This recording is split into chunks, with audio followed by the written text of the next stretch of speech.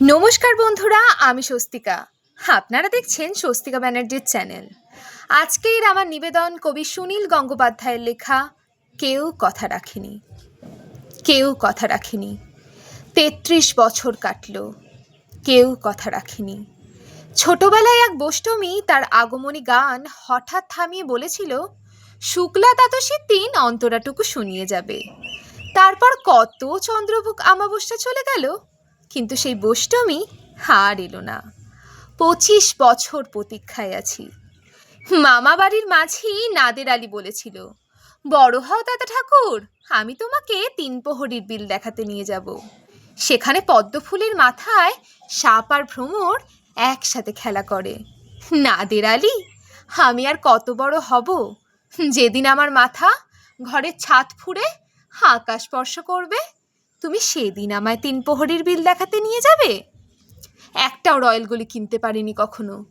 লাঠি লজেন্স দেখিয়ে দেখিয়ে চুষেছে লস্কর বাড়ির ছেলেরা। ভিকারির মতো চৌধুরীর গেটে দাঁড়িয়ে দেখেছি ভিতরের রাস উৎসব। অবিরল রঙের থারার মতো সুবর্ণ কঙ্কন পরা ফর্সা রমণীরা কত রকম আমোদে হেসেছে। আমার দিকে তারা ফিরেও চায়নি। বাবা আমার কাঁধ ছুঁয়ে বলেছিল, দেখিস একদিন আমরাও। বাবা এখন অন্ধ, আমাদের দেখা হয়নি কিছুই। সেই রয়্যালগুলি, সেই লাঠি লজেন্স, সেই রাস উৎসব আমাকে কেউ ফিরিয়ে দেবে না। বুকের মধ্যে সুগন্ধি রুমাল রেখে বরুণা বলেছিল, যেদিন আমায় সত্যিকারের ভালোবাসবে সেদিন আমার বুকেও এই রকম আতরের গন্ধ হবে। ভালোবাসার জন্য আমি হাতের মুঠোতে প্রাণ নিয়েছি। দুরন্ত ষাঁড়ের চোখে বেঁধেছি লাল কাপড়। বিশ্ব সংসার তন্ন তন্ন করে খুঁজে এনেছি ১০৮টা নীলপদ্ম। তবু কথা রাখিনি বরুণা। এখনো তার বুকে শুধুই মাংসের গন্ধ। এখনো সে যে কোনো নারী। কেউ কথা রাখেনি।